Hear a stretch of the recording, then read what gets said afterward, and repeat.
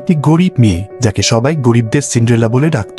সে তার কোম্পানির বসের জন্মদিনের পার্টিতে গিয়েছিল, কিন্তু সেখানে কিছু অসভ্য এবং লোভী মহিলারা তাকে নিয়ে মজা করতে শুরু করে, আর তারা তার পোশাক ছিনে দেয় এবং সবার সামনে তাকে গ্রামের অশিক্ষিত মেয়ে বলে অপমান করে। কিন্তু তারা জানতো না যে এখানে যার জন্মদিনের পার্টি চলছে সেই বসই এই মেয়েটির নতুন স্বামী। আসলে কিছুদিন আগে মেয়েটির লোভী মাসি মাত্র 10 লক্ষ টাকা যৌতুকের জন্য মেয়েটিকে এক 50 বছর বয়সী বৃদ্ধের সঙ্গে বিয়ে দিয়ে দিচ্ছিল। আর সেই বুড়ো লোকটি শুধু তার থেকে 30 বছরের বড়ই ছিল না, বরং সে চরিত্রহীন ছিল।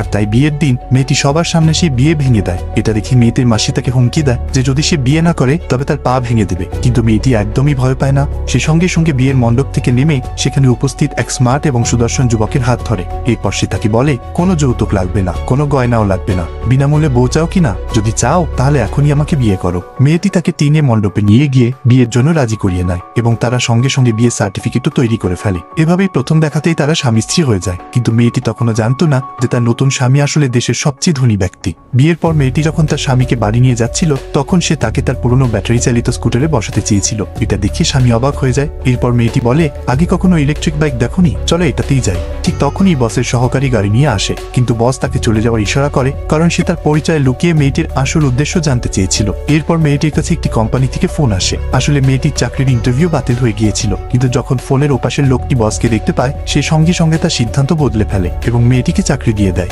মেয়েটি খুব খুশি হয়ে বলে, আমার তো ভাগ্যই খুলে গেল, এত মানুষ চাকরিটার জন্য আবেদন করেছিল আর তাদের মধ্যে থেকে আমি চাকরিটা পেয়ে গেলাম। বস হেসে মনে মনে ভাবতে লাগলো, এটা তো আমার জন্যই হয়েছে, কিন্তু আমি এখনই সত্যিটা বলবো না। এরপর তারা মেয়েটির ছোট ভাড়া বাড়িতে পৌঁছায়। পথে বসের ভাঙাচোরা ইলেকট্রিক বাইক কাঁধে নিয়ে 20 কিলোমিটার হাঁটতে হয়েছিল। আর বাড়িতে পৌঁছে তারা দেখে যে বাড়ির মালিক মেয়েটির জিনিসপত্র বাইরে ফেলে দিয়েছে। এটা দেখে মেয়েটি বলে, আমার তো ভাড়া কাল দেওয়ার কথা ছিল। কিন্তু বাড়ির মালিক তাকে উপহাস করে বলে, তোর কাছে ভাড়া দেওয়ার টাকা নেই কিন্তু প্রেমিক রেখেছিস। মেয়েটি রেগে গিয়ে বলে, ও আমার প্রেমিক নয়, আমার স্বামী। বসও তখন বলে, হ্যাঁ আমি ওর স্বামী। কিন্তু বাড়ির মালিক খুব অহংকারী ছিল। সে বলতে থাকে যে সে বড় কোম্পানির সাথে জড়িত আর তার জমিতে একটি বড় প্রজেক্ট হতে চলেছে। ঠিক তখনই বস লুকিয়ে তার সহকারীকে মেসেজ পাঠিয়ে প্রজেক্টটি বাতিল করিয়ে দেয়। এই খবর শুনে বাড়ির মালিক সেখানে অজ্ঞান হয়ে পড়ে যায়। পরের দিন বস মেয়েটিকে কোম্পানির পার্টিতে ডাকে। আসলে সে তার জন্মদিনের পার্টিতে সবাইকে জানাতে চেয়েছিল যে এই মেয়েটি তার আসল স্ত্রী এবং সবার সামনে তাকে বিয়ের আংটি পরাতে চেয়েছিল। কিন্তু পার্টিতে মেয়েটি সেই অহংকারী মাসি এসে সবার সামনে তাকে অপমান করতে শুরু করে। সে বলে, তুই এখানে আসার যোগ্য নোস, তুই তো একটা গেও নিচু জাতের মেয়ে।